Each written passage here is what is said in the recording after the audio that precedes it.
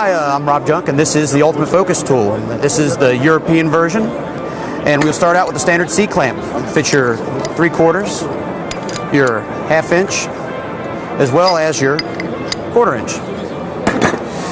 It also is milled to fit your 19 millimeters and your all threads. The ratcheting tool, so you don't have to keep repositioning it. It is a wing nut wrench. It's nice because it's made out of aluminum and doesn't damage your threads, and it grabs both of your ears.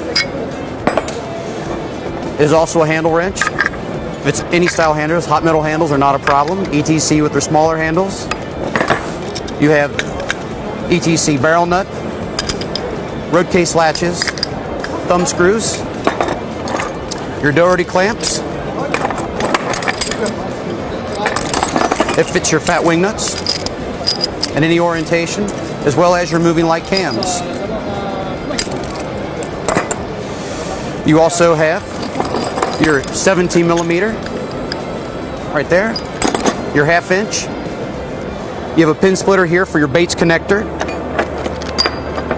right here. More importantly, it is a continuity checker, and you can check your lamps, and you can know that the lamp is a good lamp.